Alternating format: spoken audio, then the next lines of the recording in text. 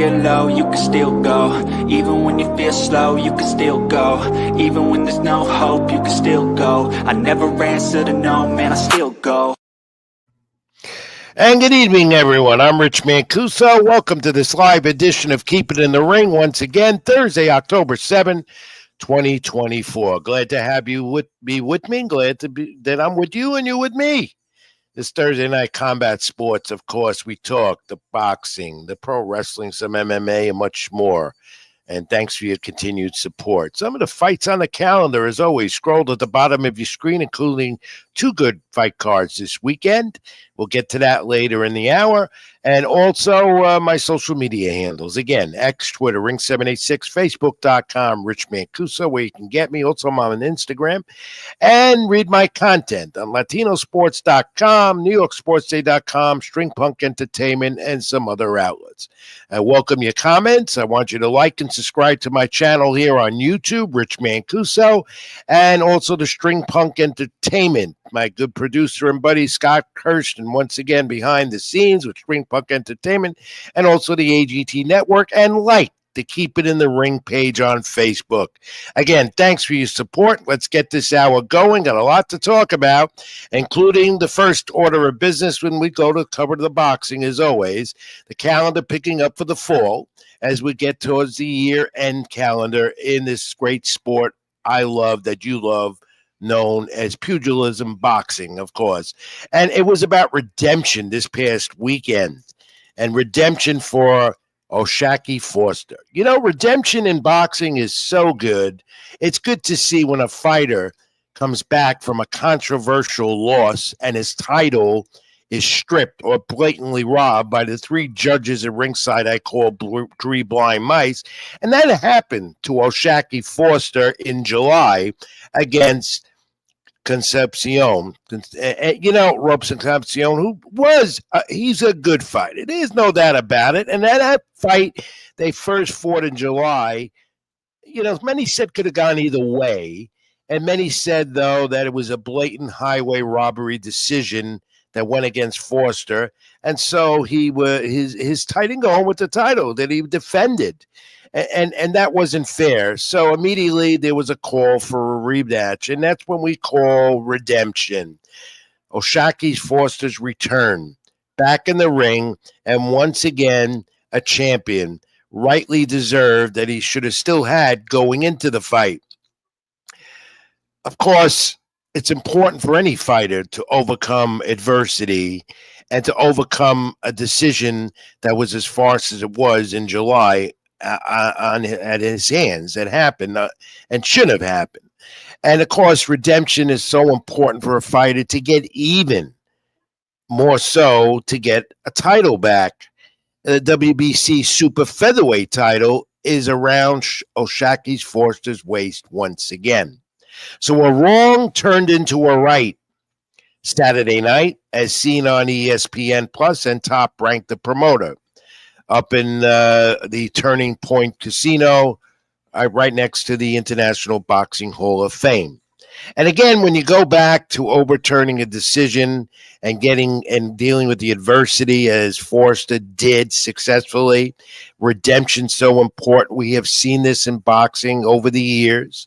If you could recall how Miguel Cotto, the 4-division champion and first from Puerto Rico, he got robbed a few times, but most of all, he got robbed, annihilated, and hurt bad by Antonio Margarito, who was caught red-handed with plastered wraps around his gloves. And that damaged Cotto completely during the fight, and you saw the effects on his face. And there was the rematch, and Cotto got his redemption. That's one example in a different way. And how many times was Manny Pacquiao, at least the first fight, with Raul Marquez, if you remember that, Pacquiao, the only 8-division champion in the sport, and probably no one will ever surpass what he did, the Hall of Famer.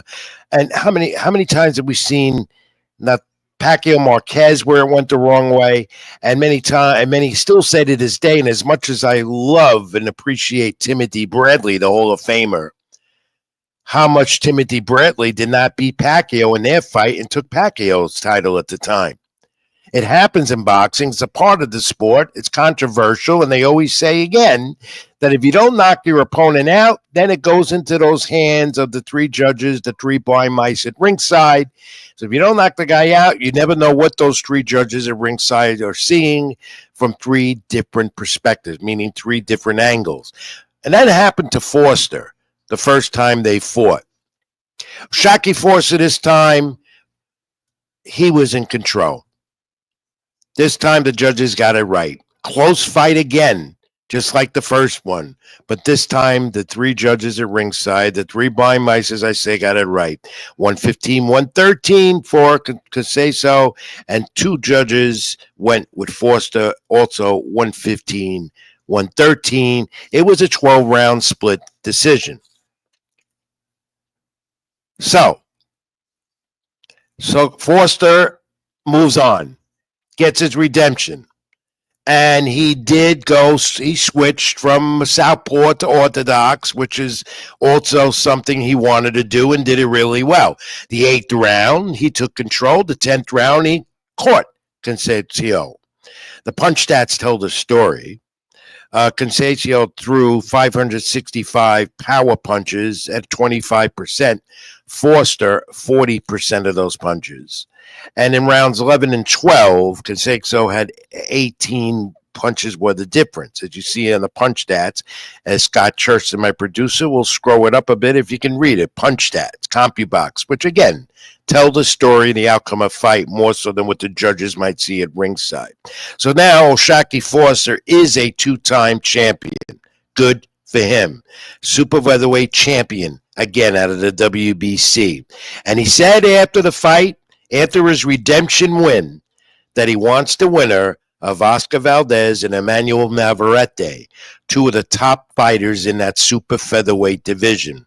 And either one of them will be formidable for him to defend that title again. But next time, you hope it doesn't happen like the first time when he fought Conceição and Conceição rather, and he lost. Lost controversial in a fight that he should have won and held those titles. But right now, that's all in the past. Right now, Shaki Foster is champion again. A two-time champ. Good for him. Good for boxing that they got it right this time. And as I say again, a wrong turned into a right. And that's because there was that rematch. Had we not had the rematch, then we'd be talking a different story, my friends. But we had the rematch. Shaki Foster looked for it immediately. The promoters, including Bob Brank, top-ranked promoter, Hall of Famer Bob Arum, said right away, we need to have a rematch, and they did. And a few months later, Shaki Foster is your champion again. Valdez Navarrete next for him would also be a super mega fight in the new year, so we'll look out for that. And then on the zone the night before, Golden Boy Promotions, Oscar De La Hoya keeps his busy schedule going, and most of all, his young superstar Floyd Schofield gets another win. And he says that he's ready for Shakur Stevenson. They know each other back in New Jersey, in the gyms and whatever. And he's calling out Shakur right away. And he wants Shakur Stevenson. And this young man, if you haven't seen Floyd Schofield, he's an exciting young fighter. This was also a one-sided fight that he won on Friday night, the Golden Boy show. But Schofield is the WBA lightweight international champion in the division. There are the punch stats. He sustained, though, the first knockdown of his career. He dropped in round 7. He was dropped, but he won the 12-round unanimous decision. Rene Tellez-Garan was a formidable opponent. This in Las Vegas. Schofield overall in command, 118-109, 118-109 twice. The punch stats told the story. Schofield outlanded Garan in total punches, 259-72. especially in the power punch categories. Congratulations to that young man. And yeah, would Shakur Stevenson go after him, or will Schofield get Shakur Stevenson? Again, I'll say it again, in social media now, when fighters talk about challenges on social media, fights are made by the promoters. And that would be an interesting fight with two young superstars in the sport. Schofield undefeated. Shakur Stevenson has been lackluster in his last couple of fights, but two exciting lightweights in boxing, and the mega fight for the fans, we want to see it. I would have to say that we will come down to that it'll start talking perch bids and so forth. We'll get it, and that would be that'd be a great fight for boxing in the new year. And on that Golden Boy card, congratulations again to Gabriela Fundora. She is the sister of the the 154-pound champion Sebastian Fundora, the first brother-sister combination to hold two titles. Of course, Gabriella in the female division. She's the she made history, undisputed flyweight champion. Fundora remains undefeated. Exciting, like her brother.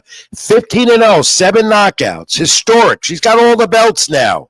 She defeated Gabriela Alanes from Argentina, another formidable opponent. 7th round knockout. She dropped her. Dropped the lanes twice. A very, very good, talented young Gabriela Fundora made boxing history on the Golden Boy boxing card last Friday night. And number two world lightweight, undefeated, 20-0, 17 KOs, Raymond Moradella. He got 2 knockdowns, 2nd round, and then in the TKO at 124. Jesus Perez went down. This on the top-ranked ESPN card. For Perez, stopped for the first time. Raymond Morella remains undefeated and looking to make his mark as a lightweight also now in a division at 135, like 140. That still is the exciting one in the sport. Let's move on and look at our friend Ryan Garcia. Every week, not as much on social media as of late, because he was still he was getting involved with the President-elect Donald Trump. They're friends, supposedly. But yeah, the weekly Ryan Garcia story. How about this? If you missed it, he says in January he's headed to Dubai. Saudi Arabia, Dubai. I've been telling you about that.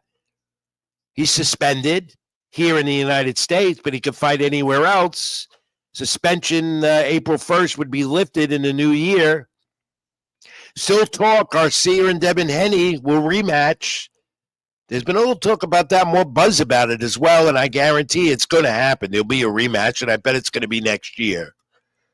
Where, I don't know, but they'll do it. But for now, Ryan Garcia is saying right by that post he had on Instagram this week, he's headed to Dubai in January. And he's not just going to put that up for attention. He doesn't need it. He knows how to do that. He's a social media phenom. He's not going to put that up just to say, I'm headed to Dubai. No. He's putting that up because the kings and princes in Saudi Arabia, they want Ryan Garcia to fight there. And they can do it. Get it done, give him a lot of money. It has nothing to do with a suspension here in the United States. Is that right? No, I don't think it's right. But they don't abide by the rules we have here in the United States among the various boxing athletic commissions and control boards, especially New York State, that suspended Garcia. But if Ryan Garcia can get a fight, all good to him. Maybe it'll keep his head straight. And he hasn't been saying some outlandish, stupid things as of late, which means he might be getting his head straight. I've talked to a few people that know Ryan very well, and they told me just a few days ago he's focused, and he is working out. He's just not posting him on social media. So hopefully Ryan Garcia gets back in the ring, does it the right way, and that the suspension will be lifted. And you know what? What do you think, fans? Do you think Garcia-Haney is going to happen again in the new year? A lot of you want to see that rematch. So do I. And being done the right way, where Ryan Garcia is fighting legitimately without steroids in his body, in his system. So let's see if we have it. Comment. Let me know here at Keep It in the Ring. And let me know. Fernando Martinez vacated his IBF 122-pound title this week. He's moving up in weight, obviously, which leads also to more confusion in boxing when it comes to divisions and so forth. And we're going to get to this Mateus Ramirez fight coming up this weekend in Puerto Rico in Bayamón, that I know that city very well. I'll talk about that in a moment, but I want to get to some news about the WBO. The World Boxing Organization, like all the other alphabet soup sanctioning organizations in the sport, they hold their annual conventions all over the world in different cities. Well, the WBO made news the past few days. They wrapped up another convention and made some decisions. Let me just summarize briefly what they've decided. It's decided that Nonito Donaire, the Filipino who's next in popularity to Manny Pacquiao, a petition to him to have one more title run as a bantamweight. Nonito Donaire has been a great champion, and he wants to continue and become a champion again. They've decided he can go along with that. Raymond Ford, who we'll talk about this weekend on the Zone, and he's going to be in Philadelphia at Wells Fargo Center on the Gerard Boots Ennis undercard in Philadelphia. Raymond Ford will be fighting for the first time at 130 at junior lightweight. That's where his ranking is going to be. Raymond Ford, of course, an exciting fighter, moving up in weight at 130, where he feels he can become a champion. Watch his press conference today down in Philadelphia at the old ECW arena with Eddie Hearn, and Raymond Ford was talking it up, and he's ready. First fight at 130. He's looking to become a champion in that division. Has a good shot at it. And the WBO, World Boxing Organization, again, alphabet soup organization, but still one you have to respect because they, with all the others, the IBF, WBC, WBA, and so forth, they sanction the fights. They get the fighters to fight. Sebastian Ventura, they decided, was supposed to fight Terrence Crawford in junior middleweight division. But Crawford is now looking to fight Canelo Alvarez. That's been the talk all year, my friends. So they said Crawford has decided to step aside. And so the WB said the interim title of Terrence Crawford that he holds would vacate if he does indeed fight Canelo Alvarez at would it be a 168? It's not going to be a 147. I'm sure it won't be a 154.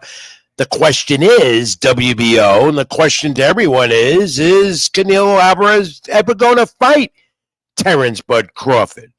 But to fight, have Crawford and, of course, Canelo Alvarez go head-to-head, that will determine supremacy, who the top fighter in the business is, don't you think? The question is, can that fight be made? Will it be made? Whether or not the WBO says about interim titles and so forth or not. Because Canelo would stay at 168, and again, we've discussed this. It's obvious, Terrence Crawford would have to go up to 168. He can do it. He comes into a ring much heavier than 147 or 154 anyway.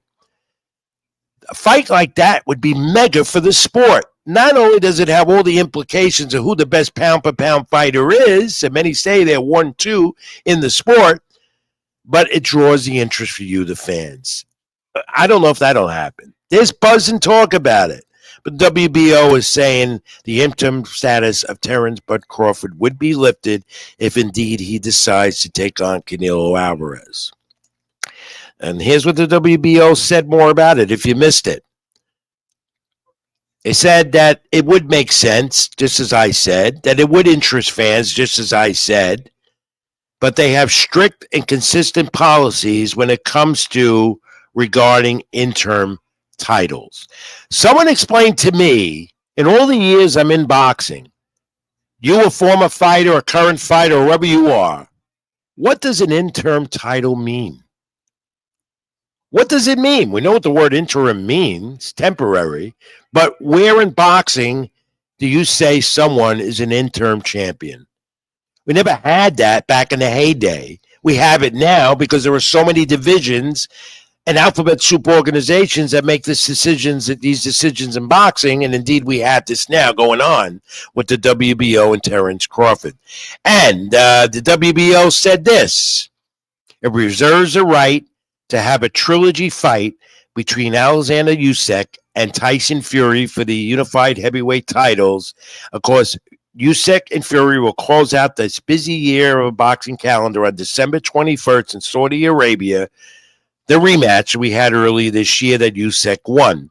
So they said that they reserved the right to call for a trilogy to that fight. So depending on what happens on December 21st, we could be seeing in next year again, and depends on what Fury wants to do. He makes his own decisions. We could see a trilogy in the heavyweight division again. We could see Tyson Fury and Alexander Usyk again. That, according to the WBO's consent. That's what comes out of these conventions. They make decisions. And all of these sanctioning groups happen, and WBO had a very busy few days this past week making these types of decisions. And Joseph Parker, here we go, in that heavyweight division, in the title mix, interim WBA champ. He will defend early next year that title status of an interim WBO champion. WBO champ, Joseph Parker, an interim heavyweight champ. WBO says he's going to defend that title early next year. So, I don't know. I'm old. Who knows? Okay, so now we get to this weekend where we have two major fights this weekend, two major fight cards. Top Rank starts tomorrow night, kicks it off. Top Rank ESPN, Norfolk, Virginia, homecoming for Kershawn Davis. The Olympic silver medalist for Top Rank. Lightweight homecoming, 10 rounds. Gustavo Lemos, 29-1, 19 KOs against the undefeated Davis. The IBF, though, title eliminator. Implications there on Top Rank card tomorrow night. Here's the whole thing about this. The fight's going to go on despite the weigh-in today where Lemos came in 6 pounds over the weight limit. I mean, come on. What was he thinking? Look, he's going to come in over 15 pounds over the limit anyway when they get in the ring tomorrow night, but you got to make weight. Yet they said the fight's still on. Someone explain that to me. These crazy things that go on in boxing that drive me crazy, and that's why I lose more here every day. And another homecoming. Now we can get to that. Scott, put it up. Oh, not yet. Wait, Scott, we're behind. We got to talk about another homecoming in Philadelphia, second in a row for Gerard Boots Ennis. Wells Fargo Center tomorrow night in Philadelphia. Ennis defends his IBF welterweight title. He's undefeated. Kareem Shavakin is the opponent. He's top-rated in the division. And, you know, for Ennis, this is important for him to win again in his hometown in Philadelphia at the Wells Fargo Center. It'll be sellout. It'll be all for him tomorrow night, Saturday night, Philadelphia, on the zone. It can be seen. And where does Ennis go from here? They fought once before, and in that fight, Ennis 2 years ago won a unanimous decision. So it's basically a rematch 2 years later. I expect Gerard Boots Ennis, a talented young fighter from Philadelphia, to defend his title and make decisions after that. On the card again is Raymond Ford and a whole slew of other great fighters on the undercard. So get a chance Saturday night on the zone. Catch it. Jesse Bam Bam Rodriguez, the power body puncher, defends his WBC super flyweight title against Pedro Guevara. And that's going to be a good one, too. And if you haven't seen, and I know you have, if you love boxing as much as I do, you know how strong and how he goes to the body Boom Boom is. That's why they call him Boom Boom. And he's defending the title Saturday night. He's the co-main to Boots Ennis's fight. Two good fight cards on tap tomorrow night and Saturday as the boxing calendar starts to come to a conclusion in a year that's gone so quick. And now we can put this up, Scott. Put it up. Because now we can talk about Sabrio Mateus. He returns in Bayamon, Puerto Rico. This on payperview.com Saturday night against Roberto Ramirez, 10 rounds in Bayamon, Puerto Rico. You know, Puerto Rico is becoming a hotbed for the sport again. A lot more shows and a lot of top-rated fighters going back to Puerto Rico. This is a Mexican-Puerto Rico war that continues in the sport. And, of course, remember, Mateus, disappointing, lost his title against Lyman Paro on June 15th in his Matchroom homecoming in Puerto Rico. But he's going to be on the comeback. the rebound for a fighter, not redemption, but the comeback. So this is on pay-per-view.com. Paro, of course, the guy who has a title that beat Mateus, defends against Richard Hitkins in Las Vegas. That coming up in a few weeks. So you do have a taste of boxing this weekend. It's going to be interesting. We're going to see how Ennis fares, boom, boom, and let's see if Mateus does rebound and get a shot again at getting a part of 147, or if he wants 154, that he's talked about that as well. All right. Let's take a brief timeout, not a break, but a timeout from all the news, and let's get to my guest. I think he's logged in. Scott, let's get him on. I have another rising young superstar in the sport, and let's get to him. Let's get to Carlos Venegas. He's from Portchester, New York, a friend of mine as well, I'm proud to say. Bantamweight, and just coming off a fight over the weekend, 27 years old. Unanimous decision. He won against Anthony Eliatti, his second fight this year. And there he is. Carlos, how are you, my friend? How we doing, Rich? Good to have you. Thanks for joining me tonight, taking your time, especially well-deserved time you need after your latest fight, your second fight of the year. Always a pleasure. How did it go? We know you won it. Were you very happy with what you did? Yeah, I mean, I wasn't happy I didn't get the stoppage, but it's always a learning curve in there. I went 6 rounds southpaw.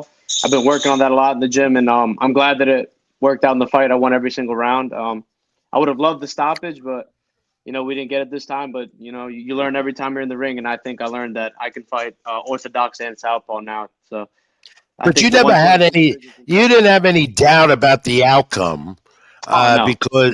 Because in a lot of fighters might get that doubt because of the 3 blind mice, the judges. Yeah. And as I tell fighters, and as you hear me and know that the best way to end it is with stopping the guy instead of going to those 3 guys at ringside, the 3 blind mice. But you were in command for this total fight, your second fight of the year. And you know what? What I love, Carlos, and we got to know each other a few years ago. I broadcast a couple of your fights on Abella Boxing Promotions. Carlos says your ring entrance is interesting. I loved your outfit. Scott, put that up. We have some video of that. And Scott, if you can roll that, we could show, and then we'll show some images of your fight as well. Hey, Carlos, explain this outfit. I love it. Yeah, I'm a little bit of a showman. I always like to look good. Look good, fight good, and I just always like to represent the country that my parents are from in Ecuador, and I always like to incorporate that into the outfits. I always like to bring a little flair into the ring with some Frank Sinatra. Everyone's expecting rap or like a rock and roll, but you come out to some Frank Sinatra, you set the tone, you let them know what's going to go. Oh yeah, I rather you do Sinatra. Rather you come out with Sinatra. Good for you. He's my favorite. Instead of that rap stuff that just disrupts everybody, including me, this old school old timer. But it's a nice outfit, nice ring walk, and you went in and did your business. Let's take a look at some of the images of the fight, and maybe you could explain what went on here. There, it looks like you were in control. Yeah, no, like I said, he was a southpaw. I'll give him his credit. It was a little more tricky than I thought. So we had to fight the rest of the fight southpaw because that was just working all night. And later in the fight, I was finding the right hook home. I think if I pressed a little bit more on the gas, which I should have, but it's a learning experience again, fighting a different style, I would have definitely stopped him. I heard him a bunch of times, but it just now I got to learn when to flip that switch and just get him out of there. You did hurt him a few times, and you said you're still learning. You're 9-1. Now you're with 7 knockouts. You fought twice this year. Obviously, you're not going to fight again this year. Is your goal to be even more active in the new year? Next year, for sure. I'm taking whatever's offered to me and just trying to stay as active as possible. Just because with injuries and stuff like that, I'm only getting older. I mean, 27 sounds young, but in boxing, it's like you have a ticking time clock, and you don't really have a big window in your prime. So next year, whatever's offered, if I'm healthy, we're going to try to fight as much as possible. Are you comfortable at your weight at bantamweight right now? You managed to keep your weight real well. I mean, you do drop those pounds in between fights, and a lot of fighters do that. That's nothing new. But are you comfortable at bantamweight? Yeah, I think 122 and 118 is my new home. 126, you saw a couple fights at 126. Yeah, I have the power for it, but there's going to be guys bigger than me there, and I think and no one at 122 and 118 is messing with me when I'm 100%, and Yeah, that's what I'm starting to learn. and those are tough divisions in the sport that do not get the acclaim or the notoriety as some of the other divisions do. But that's a tough road to climb, and you know it. Well, the sport itself, it's a tough road to climb to get up there.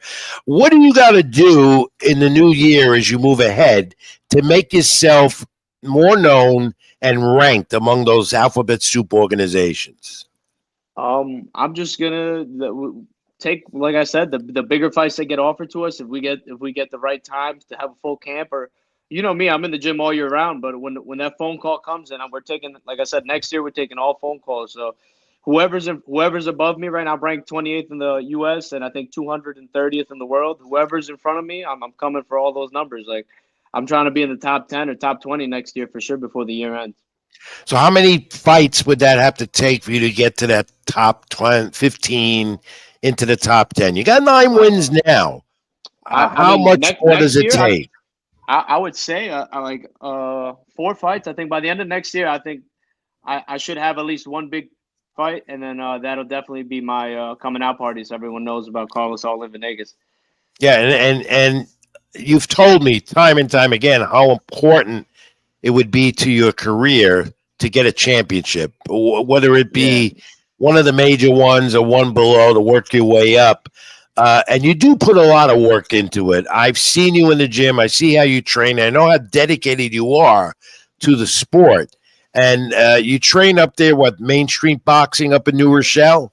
Champs Boxing Club in New Champs Rochelle. Gym. It's on Main Street, Champs Gym. It's on Main I Street. always, I always get that Yeah, confused, Division 2. but you do train very hard there. Shout out your trainers now again too. Yeah, no, Ryan O'Leary's on top of me at all times, and my manager Brian Pappas. I got two of the best guys in the business keeping me busy. Like I said, next year, man, whoever calls looking for a fight, we're taking it, man, and we're taking it by storm. I think next year is gonna be a big year for me, and like I said, should be a coming out party. Anybody at 122 and 118 could get it, and I'm coming for it all. To TD Sports Talk, a great follower of our program. He also has a sports show on YouTube weekly. It's got a question up there. What do you think of Floyd Diaz? He's someone in the division ranked high and he thinks you're better than him. Yeah, Floyd Diaz doesn't hit hard at all. He got pillows for hands, and he's been in there with guys that put hands on him. If I put my hands on him, he's not gonna like it. I would love that fight. Your repertoire, of course, is your speed, and you do have power. I've seen that, and you have speed. I love the way you come in against an opponent. I love that about you. I love your whole style and your footwork, which I think is so significant for any fighter, Carlos, and you're able to do that. But where do you think most of your strength comes from when you're in that ring? I would say my ring IQ doesn't get as much because they think, oh, he's Spanish, he brawls. I'm in there playing chess sometimes. Some fights I'll come out very aggressive, look for the knockout. Some fights I'll work off a jab. Some fights, like the last fight, I saw that the orthodox wasn't working, so I just fought the entire fight, which I wasn't planning on, to southpaw, and I beat every single round. So I'm always adding a wrinkle to my game. So you're never going to see the same Carlos in the next fight. Is what I'm saying. I always have something else for the guy. I've noticed that. I'm glad you brought that up. Carlos Venegas, my a bantamweight, rising young bantamweight. Hopefully, he could be in a contenders category in the new year. Coming off a nice win this past weekend up at the Mohegan Sun in Connecticut. You also have some combat sports background with MMA because and I know him well. It's your uncle. Carlos Nunez is a renowned Muay Thai trainer, kickboxing, and he does promote shows as well. How much of an influence does he have on you with training and going into a fight? Well, I mean, he set the mindset at a very young age. Our last names are very important. Whenever you're in the ring with a Venegas Nunez or just Nunez in general, you're gonna be in there for a long night. And he instilled the just being tough, man. Just every time he trained me, well, he doesn't train me anymore, but he had me for a little bit when I was younger, and he just tough, man. Everything we did, no, he didn't baby me or anything. So from the start, I was in the sport just working hard, and that's what I'm doing now. Just How keep much do you pushing. love this sport, Carlos? We know I Mhm. love it so much. I could do a lot of sports, but boxing is my love. It's my passion. It's Yeah. everything. At 24/7, that's why I love it. How much do you love it besides being an active fighter? You also work full time as well, Yeah, I which got a full that time make it job, easy for man. you. I Yeah, know. I nah. know. I mean, boxing saved my life, man. I needed to, like I said, I was a young knucklehead kid. It sounds corny, but it really did. It put a structure in my life to keep me on a straight path and just work, gym, and that's all I've done most of my adult life, and it's kept me out of trouble. And I can't thank boxing enough for it. And I think a lot of kids that are knuckleheads or messing around on the streets should really give it a shot and probably fall in love with it like I did and straighten their life out. You're a great example of that, and congratulations! You recently got engaged as well. What is the big date? Yeah, I'm getting married next year, April 26th. So we're looking to stay busy and then take a month off, but still busy after that, and then come right back to it. Congratulations to you. Thank you. You're gonna great be a. It's gonna be a great couple. I've met your fiance in the past. You two are gonna be a great couple. Yeah, she's awesome. Um, She's in and charge if of my I weight get cut in, this fight. I like that. If I'm not busy and you send me an invite, maybe I'll go. I don't go to weddings. Hey, I might go. you know I that might you're go. always invited, Rich. I might go to your wedding. I don't go to Yeah, weddings no more. be a good time. Yep. But what happens if it falls on a fight night or something? Make sure it's not on a Uh, fight night. I'm not here you go. I'm not taking a fight. The latest I'll fight is the end of February. Then after that, she said she'd kill me if I take Okay. one in April. Yeah, you got to take a few months off for yourself. Yeah. Before I let you go, a couple of brief questions. Carlos Venegas, rising bantamweight, young superstar in the sport. What are your feelings about the sport right now? Does it need reform, like I'm always saying, or are you content with it? I think it's in a really good spot right now, especially with when the heavyweight division's at its best. I think the sport's at its best because everyone wants to see big guys get knocked out. But the only thing I think we need work on right now is a lot of the YouTube boxing. I think is kind of watering down the sport. And thinking people think it's a game jumping in there, but people lose their lives over stuff like this, and I don't think it's getting the respect it's getting when a guy from YouTube or TikTok jumps in and thinks it's a game, and Like it's Jake not. Paul, like Jake Yeah, Paul. Jake Paul, all those What do you, guys. Yeah. are you? Do you have an interest in that Jake Paul, Mike Tyson Netflix extravaganza next week? No, not at all. I mean, at the end of the day, just it's Mike Tyson, but he's a 58-year-old man fighting a 27-year-old. I mean, it's not a good look. I I hope he get doesn't it's get Mike Tyson. hurt. Just hope He doesn't get neither one hurt. gets hurt. And what do you think of Amanda Serrano and what she's done for females in the sport? Oh, she's a bad mamma jam. I wouldn't want to fight her. She's always fucking girls up. But I thought she got robbed in that Katie Taylor fight a while back. Yeah, well, she's got the Yeah, rematch coming up. She's the co-main to Paul Tyson, and I have an interest. That's the only reason I have an interest in that call. All yeah. right, No, that's a Carlos. legit fight. Carlos, before I let you go, you're my guest this week, so you know what that means. You've done this with me before. Mhm. It's time for the fact of the week, and you're going to take a shot at it. All right? Let's see. You ready? You ready for the fact of the week, Carl? Yeah, let's do it. Here we go. And it's this is a term in boxing, and you might get this right off. It's called a China chinned in boxing. That's what they say. Where did that come from? What does that mean? The China chinned. China chin is like you got a glass jaw. You in there with a bowl in a china cabinet. You want to get hit. And you're right, because here's the fact to that. Someone who lost 10% of their fights lost by knockout because of the China chinned. That's right. If that makes any sense. You don't have a China chinned. Never been dropped in sparring, fight, or amateur, but I do a lot of dropping to others. And here again, JD Sports Talk calls for I let you go. Do you know Keith Cologne?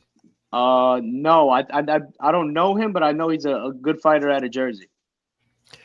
Yeah. All right, there's your answer to my Thomas Dumont, who gave that. You guys all know each other. Boxing, especially at your level right now, is a small fraternity. Eventually, I'm sure the two of you will meet. So we look forward to seeing you, Carlos Venegas, 9-1-0, bantamweight rising up the ladder. Hopefully 3 times, maybe 4 in the new year, and you make your run to getting to something that you deserve, my friend. Let's shoot for 4. That'd be nice. I'll be in touch. All right, Rich. Take care. And I can call you a champ now, but you're going to be a champ eventually. I know you. All right? Keep it in the ring, Carlos. Thanks for the time. Get some rest. That's Carlos Venegas. What a nice young man. I worked with him, like I've said. I've called a couple of his fights last couple of years. Just comes off another nice win. He's 9-1-0, bantamweight on his way up. I thank for his time. Get some good insights as well about sport himself. Hope you enjoyed it as much as I did. Let's take a brief time out, my friends. I'm Rich Mancuso. This is Keep It in the Ring live on my YouTube channel. Like, comment, and subscribe. And also with String Punk Entertainment, the AGT Network, and also the Keep It in the Ring page on Facebook. Like that as well. So get back in a moment. Take this brief time out. We come back with some UFC news and, of course, the pro wrestling recap and analysis. There's a lot going on there as always. Keep it in the ring, folks. Back in a moment. Even when you feel low, you can still go. Even when you feel slow, you can still go. Even when there's no hope, you can still go. I never answer to no, man, I still go.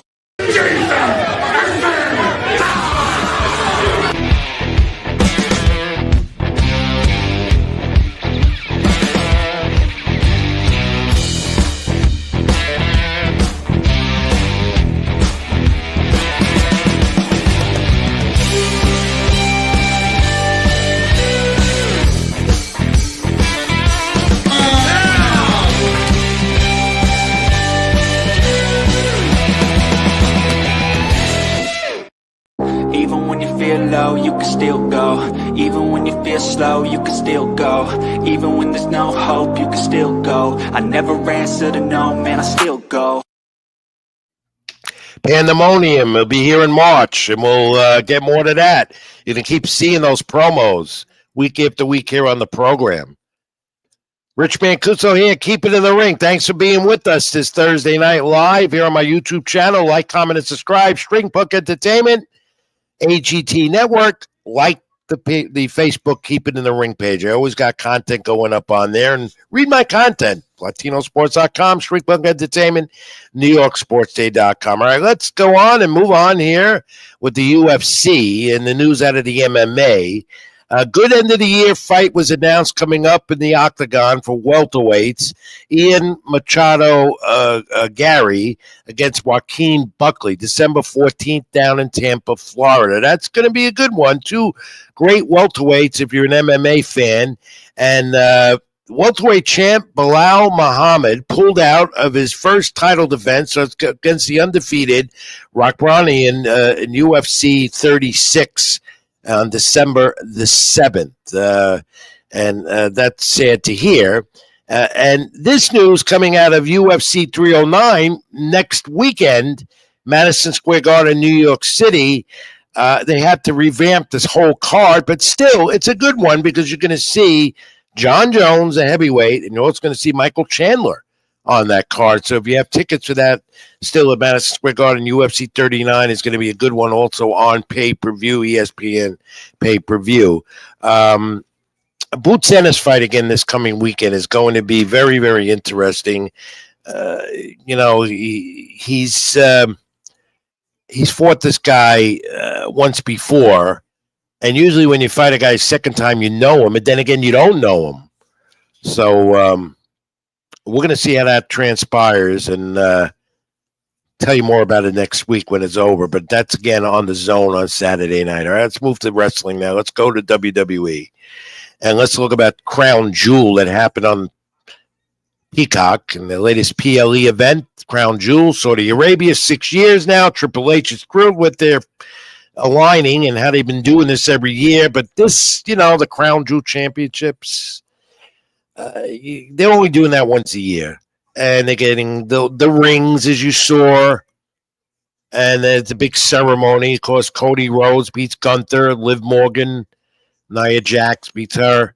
They're the two respective champions, probably showing off those $1 million rings they got and new title belts that they will never wear because they're staying in Saudi Arabia.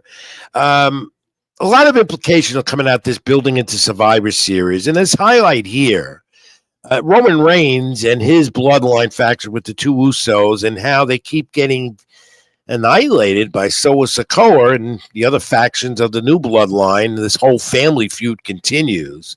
Here's Sikoa looking right at Reigns. It's all leading up to Survivor Series up in Vancouver in a couple of weeks on PLE, the next major PLE event that ends the year. But Sami Zayn getting involved in all this is interesting because you don't know where Sami Zayn is going with this.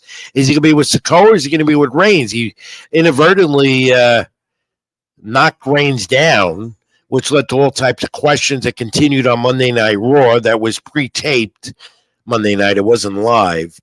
But it's leading also to where Cody Rhodes goes to now. And does Cody Rhodes get Gunther? Does Cody Rhodes go on? Is it going to be Kevin Owens? Is it going to be Randy Orton? It remains to be seen what the future of Cody is. But we could look at Gunther and Damian Priest as a possibility coming up soon for the world title that Priest used to hold. They've been staring each other down. And then you got Goldberg back in the picture, the Hall of Famer. Why, oh, why? He's come, just like John Cena, who I can understand is having his retirement tour in the new year. They'll probably culminate in a 17-time championship reign, that he'll get a championship for the 17th time. Goldberg's having a retirement match. That was announced. A retirement match for Goldberg. Will it be against Gunther? Because of bad blood, they confronted each other. So you know that's going to happen. I just don't know where Gunther's going to be at the time, where this all stands. But it continues to be Liv Morgan, Dom, Raquel, Rodriguez, and no Rhea Ripley because she's on the shelf for a few months. And where does that all stand? Does Raquel Rodriguez turn on Liv Morgan? Does Dirty Dom leave the whole thing? Finn Balor seems to be hinting at Judgment Day will be no more. Carlito was absent this week. He might be kicked out of Judgment Day. Judgment Day, that angle, that faction, to me is dying. And so they might be breaking that up slowly but surely in WWE, Judgment Day. But the continued look is at the Bloodline War that will culminate in War Games at the Survivor Series up in Vancouver in a few weeks on Peacock PLE event. And we'll know more now as we go into Monday Night Raw, which heads to Netflix in early January, and on SmackDown tomorrow night, which will be live and not taped. And I can understand the logistics of taping wrestling events for TV when you're out of the country, but then spoilers come out. And every time you have spoilers, that means you know what's going to happen before watching, and you don't want to watch. It takes away the interest. It also puts the ratings aren't that high, which showed on Monday Night Raw this week. They were respectable but not great. And SmackDown the week before because they taped before Crown Jewel. Regardless, WWE still remains the premier top wrestling promotion, despite everything that's gone on behind the scenes with the controversy and Vince McMahon no longer there. And Triple H continues to do a stupendous job. And the story angles and the creativity keep flowing. The interest is always there, including the new one now with Miz, kidnapped by the Wyatt Six. But they say they're not after Miz, they're after the New Testament as that angle and storyline develops. But WWE continues, as I say every week, interesting with Raw and SmackDown and heading to a culmination with a lot of these angles at Survivor Series in a few weeks. All right, let's continue with Seth Rollins here and Bronson Reed. That's going to continue. They're making Reed into some monster week after week. And of course, Reed could even get Braun Breaker. Braun Strowman on the injury shelf again, that we know. So look out for Rollins again and CM Punk when he returns, and eventually Drew McIntyre. Okay, so Kyle says WWE has been massively improved since Vince got removed. There's no argument or debate about that. Definitely in agreement about that, Kyle. Thank you for commenting. Then you move on to AEW, where the ratings continue to be not abysmal, but not good. Yet Tony Khan will always say they're great. And look, the company's still holding strong, regardless of what you think. Full Gear is their next big event pay-per-view coming up a couple of weeks, November 23rd, Prudential Center, Newark, New Jersey, and Collision this Saturday night on TNT. Pac, Wheeler Yuta, and Claudio for the Trios Championship. I don't know why they do that, but it's just added titles. But interesting, got some good players involved in that Trios Championship. And then I like this one. You know, MVP is back, and it's this new Hurt Business that he has. And you got Swerve Strickland, the former champion, and Bobby Lashley. They are going to highlight one of the main matches at Full Gear. And then I expect to see Strickland somehow or another come to his senses with Bobby Lashley and MVP and Shelton Benjamin become a part of their syndicate. I could see that happening. In the meantime, Strickland and Lashley going to be a good one at Full Gear. And Chris Statlander against Mercedes at Full Gear. Orange Cassidy and Shawn Moxley. That for the AEW title. That's going to be coming up. That's going to be good. And Adam Cole and MJF at Full Gear. That's been developing, and it's going to happen. If you watched Dynamite last night, MJF in the background, Adam Cole making the challenge. I'm not going to beat this one, that one. If I do, then I got you, MJF, and we're going to go at it at AEW Full Gear on the 23rd. And then there's Christian, the Patriot, the father. And you can see what's going on there with Hook. He wants him. Now, you know this is a tease. I do expect Taz's son Hook to come to his senses because he has to. The angle could develop, and then Christian finally has Hook. And then he rivals his father, who's on the shelf, legitimately with a bad knee. Then, because Christian admitted that I took out your father with a metal pipe in his knee. And Kyle say AEW is doing fine, but they lost their chance against WWE because WWE ousted Vince, started hiring. They removed WWE writers. So the stories feel like the lukewarm photo line WWE had before Vince left. They also keep shoehorning certain wrestlers into little series or scenarios like Jericho. And Jericho is really looking like an old man in the ring. Put on weight. He's a little slower. You wonder when he's going to call it quits. And Kyle said Christian is the best part of AEW, in my opinion. And yeah, he always was in WWE, continues to be in AEW. But yeah, I expect Christian to have Hook eventually. Kyle, I would love to know your thoughts on that. And all of you, what are your thoughts if you're a pro wrestling fanatic like I am? As we do here on Keep It in the Ring each and every Thursday night live at 8 p.m. on my YouTube channel, Rich Mancuso, Drink Punk Entertainment, AGT Network. Like, comment, and subscribe. All right, brief time out. We come back, wrap it all up, including our weekly nostalgia, favorite thing that I love to do. Got two of them this week. Give it to you in a moment. We keep it in the ring. I'm Rich Mancuso. Stay with us. Even when you feel low, you can still go. Even when you feel slow, you can still go. Even when there's no hope, you can still go. I never answer to no, man, I still go.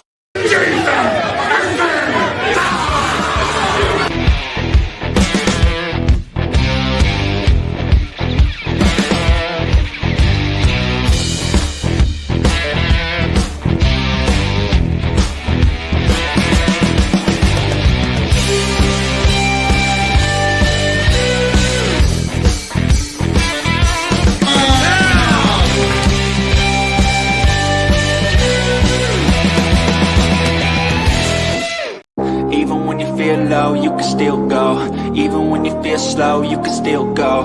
Even when there's no hope, you can still go. I never answer to no, man, I still go. Kyle again. Jericho not only looks like an old man, he moves like one. So this is the last match, and I got a reminder of old man Ric Flair in the months before he finally retired from the ring. You know what, Kyle? Another great observation. You must be you must be reading my mind, because I've been saying that to myself all week. Yeah, and all the love to Pandemonium, the camera work, and so forth. And we'll be back there in South Jersey in the beginning of March of the new year. We'll get to that more. All right, let's wrap it up this week. I keep it in the ring again. Let's get to nostalgia, my favorite part of the program. I got two of them for you this week. Let's first look at November 7th, 1970, and we look at Carlos Monzon, who knocked out Nino Benvenuti, fellow Italian. You know, I grew up watching Nino Benvenuti, following him. Well, you know, not only was he a great fighter and champion, but Viva Italia, as I always say. I remember him and Vito Antifermo, another great champion of Italian descent. 12th round of 15 in that fight for the middleweight title, and Monzon was the underdog. But 6 years later, he won again, a third round KO. In the rematch, Monzon and Benvenuti had two good fights. 14 title defenses in the division for Monzon, who surpassed now by the Hall of Famer Bernard Hopkins, who's a co-promoter with Oscar De La Hoya at Golden Boy. So Carlos Monzon and Nino Benvenuti made some history. That's nostalgia there this week, along with this one. November 12th, 1982. And I covered this fight, so I remember it well. Flying into Miami at the Orange Bowl and watching Aaron Pryor knock out the great Hall of Famer Alexis Arguello, the 14th round of scheduled for 15. Even then, back in 1982, fights were still 15 rounds before the safety protocols went into effect, and they went to 12. 15 rounds, so much better, though. Those are your championship rounds, as this one became. So Arguello in the 14th round in Miami retained the WBA super lightweight title.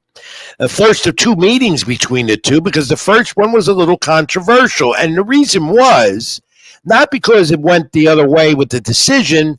Panama Lewis, the former and trainer, the late Panama Lewis, always controversial, was seen spiking a drink in the corner of Aaron Pryor, which Pryor later admitted to it. And Panama Lewis, controversial, and we'll get into that more with the Louis Resto story and plastering the gloves. And Resto, of course, defaced in the late Billy Collins in Madison Square Garden. That was all about money, if you know that story. And it's all chronicled on YouTube and everywhere else. But here was Panama Lewis again fighting dirty in the corner. But this was a good first fight between the two. I covered it. I remember it. They were brawling, punch for punch. This was a classic, great championship fight. And then again, they fought again. So Arguello attempted to become the first fighter to win 4 world titles in 4 different weight classes. That's been done, of course, by many, including Manny Pacquiao and including that's on Miguel Cotto had 4 titles, 4 different weight classes from Puerto Rico, the first one to do that out of Puerto Rico. But what I remember of Alexis Arguello well, we kept in touch. Tragically killed in Nicaragua, where he was politically active. The insurgents killed him. Unfortunate time, not, too young to go that way. Great fighter. And we talked about that fight many years later. We talked about, he respected Aaron Pryor. He felt like he was a brother to him. And indeed, the two of them had a lot of respect for each other. He did not respect Panama Lewis, nor did many in the boxing fraternity, because Panama Lewis, the late Panama Lewis, was dirty. He would cheat and use whatever he used to try and get his fighter to fight to an advantage. I asked Alexis Arguello, I'll leave you with this on this one, on Nostalgia this week. I had asked Arguello many years later, did Aaron Pryor admit that bottle was juiced in the corner by Panama Lewis, that I saw it and we all did? and realized we didn't have the replays and all that at that time where he could be caught on tape. Yet there was enough evidence to see that it was. And Panama Lewis was not suspended after that as well. But to go back to it, Alexis Aguero said that Aaron Pryor never admitted to it. And I wondered why. And my only guess is that Aaron Pryor, the late Aaron Pryor, Hall of Fame, a great champion, was only trying to protect his trainer and didn't want to rat him out and didn't want to say the things, because Panama Lewis was instrumental in also getting a lot of his fighters championship fights. And in this case, he did that with the late Aaron Pryor. But Alexis Aguero was a great champion. He honored the sport outside the ring and did it so well as a champion inside the ring. And those two fights with Aaron Pryor epitomized what a great fighter and champion he was. That closes up the nostalgia bag this week. We do it every week. Hope you enjoy it as much as I do. And it also closes up this week's edition of Keep It in the Ring live here on my YouTube channel and String Punk Entertainment and AGT Network. I want you to like, comment, and subscribe to my channel, Rich Mancuso on YouTube. Let me know what you think of the show. I want to get your comments, just like Kyle and so many of you did tonight.